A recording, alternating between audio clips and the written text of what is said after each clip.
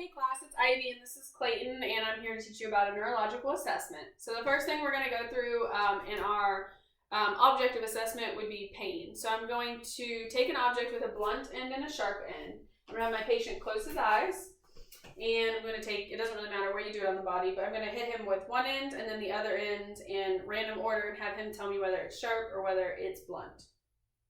Blunt, blunt, sharp, blunt. And that would be a normal response because he can tell me which end is sharp, which end is blunt. The next one I'm going to teach you about is sensation. So assessing sensation involves two different tests. The first test would be vibration, which is kind of like a deeper sensation, but I'm not going to show you that one today because I don't have a tuning fork, but that is what you would use to test for that, and you can read about it in the book.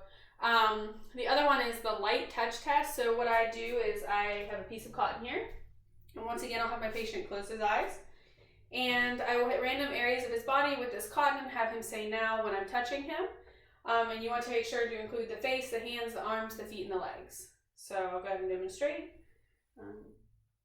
Now, now, now. And you would also continue this on the lower extremities.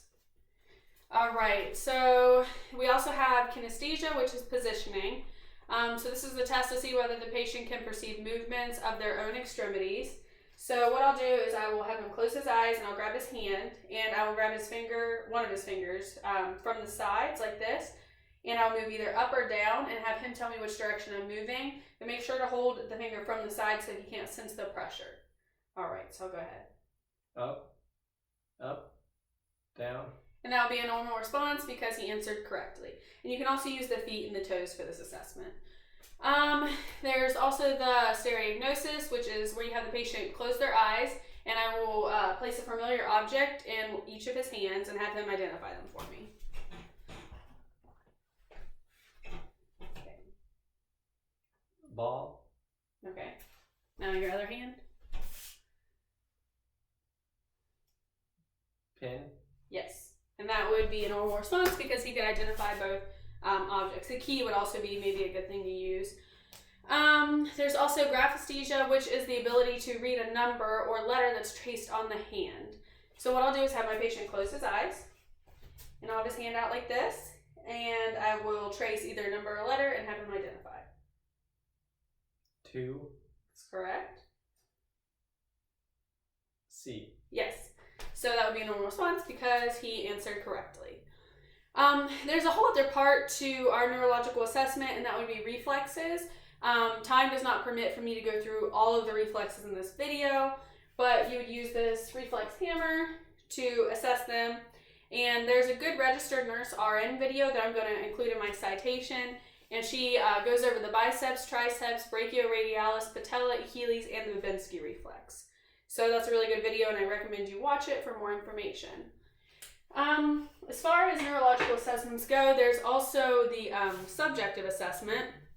And the subjective neurological assessment should include asking the patient about symptoms and history related to the neurological system. These include headaches, head injuries, dizziness and vertigo, seizures, tremors, weakness, difficulty speaking, numbness, tingling, incoordination, difficulty swallowing, and maybe some possible occupational hazards that they might have.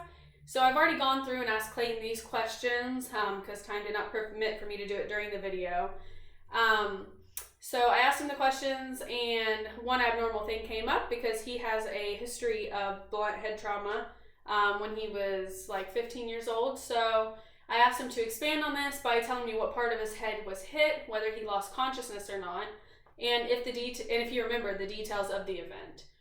This is an abnormal finding because he reported that he has had chronic headaches ever since this accident. That's important because concussions can sometimes have long-lasting effects, and it's important to know that about our patients. That's it for this video. Thank you guys so much for watching. There's a lot more I could show you, but I just didn't have time. So thank you very much.